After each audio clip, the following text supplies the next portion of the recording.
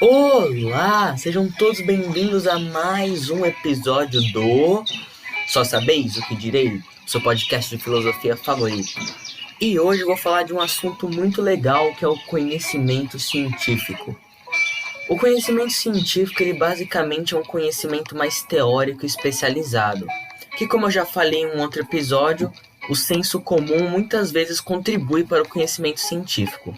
O senso comum sendo um conjunto de opiniões e valores recebido pela tradição de modo espontâneo e não crítico. Agora eu vou falar um pouco da distinção entre o senso comum e a ciência. E eu vou fazer isso através de dicotomias. A primeira dela é a particular geral. O senso comum é particular porque ele se restringe a uma pequena amostra da realidade baseada em generalizações apressadas e imprecisas. Enquanto a ciência é geral, ou seja, ela vale para todas as coisas semelhantes ao observado, pois ela é sistemática e controlável, já que faz o uso de várias experimentações. O próximo é fragmentário contra unificador. O senso comum é fragmentário, pois nem sempre reconhece conexões e situações verificáveis. Já a ciência é unificadora, pois possibilita conexões bastante abrangentes. O próximo é subjetivo contra objetivo. O senso comum ele é objetivo porque depende do ponto de vista individual e pessoal, enquanto a ciência é totalmente imparcial. E o próximo é ambiguidade contra rigor. O senso comum ele é ambíguo porque ele pode ter várias variações, enquanto a ciência é rigorosa, pois ela é objetiva e unificadora, como eu já tinha dito anteriormente. Agora eu vou falar um pouco sobre o método experimental. O método experimental é a forma como os cientistas testam, avaliam e validam sua tese. E o método experimental ele é composto por algumas etapas, que são elas a observação. A observação científica é rigorosa, precisa, metódica e tem a intenção de explicar algum fato. Depois da observação vem a hipótese. A hipótese é a explicação provisória dos fenômenos observados, uma interpretação antecipada que deverá ser ou não confirmada. Porém, a hipótese tem alguns critérios para definir o seu valor. Esses critérios são: primeiro, a relevância, que é a verificação do poder explicativo e previsível, além da abrangência e precisão. O próximo é a possibilidade de ser submetida a testes, ou seja, a hipótese deve ser passível de algum teste empírico. E por fim, a compatibilidade com hipóteses já confirmadas, ou seja, a hipótese não pode contradizer hipóteses já confirmadas anteriormente. Porém, algumas vezes isso pode não se concretizar, o que acaba fazendo com que as hipóteses já confirmadas anteriormente passem a ter uma nova interpretação. Depois disso vem a experimentação. Enquanto a observação se faz no ambiente natural, a experimentação ela é feita num ambiente controlado pelo pesquisador, a fim de comprovar ou refutar sua hipótese. E por fim a generalização, que é o compilado de informações obtidas da experimentação, a fim de se criar uma lei.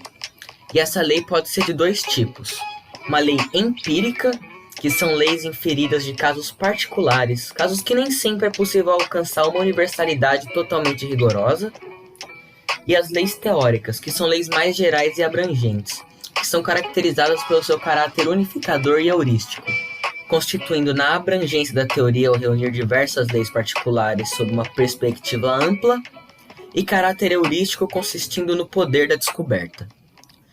Agora eu vou falar um pouco sobre as ciências humanas.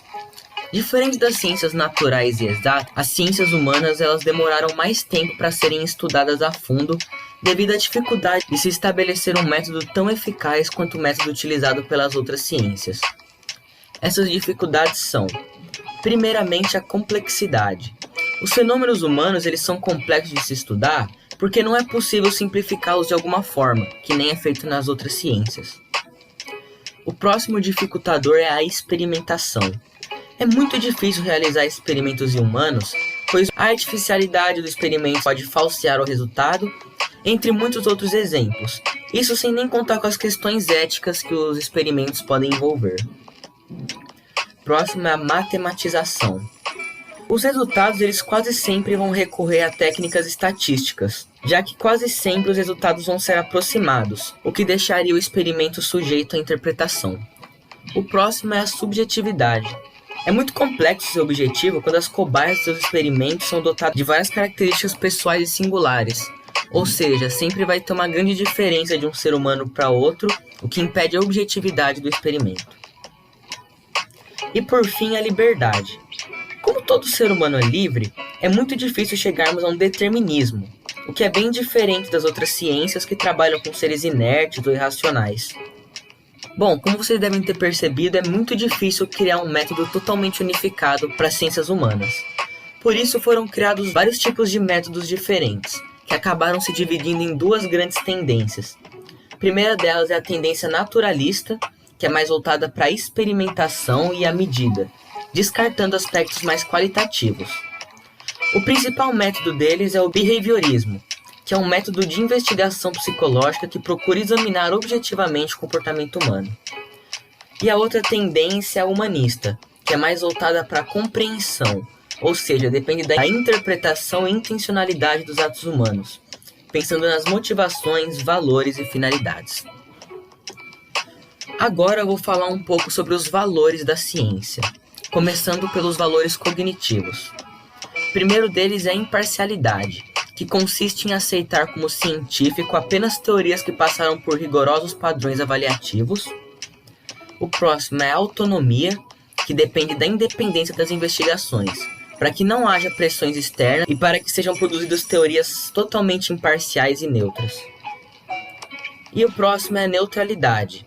O conhecimento científico ele tem que ser neutro, porque em tese ele não deve atender a nenhum outro valor a não ser o cognitivo. Agora eu vou falar dos valores éticos e políticos. Bom, apesar de eu ter dito que a ciência deve ser totalmente imparcial, isso não passa de uma ilusão, porque todo experimento vai acabar sendo financiado por uma instituição privada ou pelo governo. Então cabe à humanidade como um todo o dever de estimular a ciência a progredir cada vez mais em prol do bem-estar da humanidade.